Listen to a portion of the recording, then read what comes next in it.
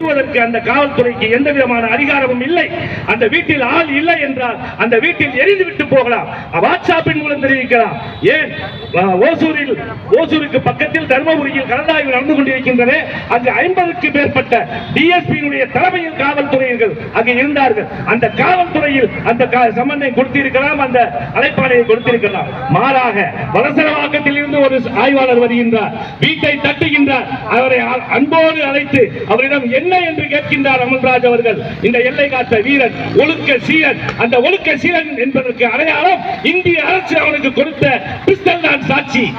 அவர் வருகிறார் வெளியே, அவருக்கு என்ன வேண்டும் என்று கேட்கிறார். சமனை ஒட்ட வேண்டும் என்று சொல்கின்றான். அந்த ஆய்வாளர் சமனை ஒட்டிவிட்டு அவர் சென்று விடுகின்றார். அதற்கு பிறகாக 10 நிமிடம் கழித்து தமிழகமே கண்ணீர் வடித்த காட்சியை நாம் பார்த்தோம்.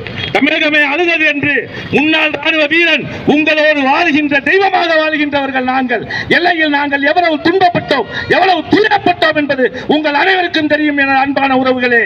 கொசுக்கடியிலும் மழையிலும் வெயிலிலும் பனியிலும் இவை அனைத்தையும் துச்சமென கருதி இந்திய நாட்டு மக்களை, தமிழக மக்களை, இந்த தமிழக காவல்துறையையும் காக்க வேண்டும் என்பதற்காக அங்கு நாங்கள் எல்லையில் கண்விழித்து இருந்த அந்த வீரன், அந்த முன்னாள் ராணுவ வீரன், எல்லை பாதுகாப்பு படை வீரர் அவர் அமல்ராஜ், அவரை எப்படி அந்த நீலாங்கரையை சேர்ந்த ஒரு அயோக்கியன், அடாவடிக்காரன், போலீஸ் என்ற வார்த்தைக்கு தகுதியற்றவன். போலீஸ் என்றால் என்னவென்று உங்களுக்கு தெரியுமா? ஐபிஎஸ் ட்ரைனிங் சென்டரில் 3 வருடம் நான் பயிற்சியாளராக இருந்தவன். அதில் முதலாவதாக ஒரு வாசகம் ஒன்று எழுதியிருக்கும் எனது அருமை பெருமை மிக்க மக்களே. அதில் sensitised police for empower society. இதற்கு அர்த்தம் தெரியுமா? அறிவோடு தான் நீ நடந்து கொண்டாயா?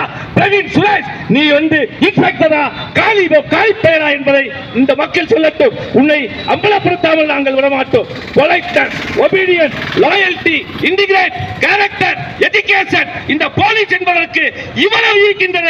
இதில் ஏதாவது ஒன்று உன்னிடம் இருக்கின்றதா?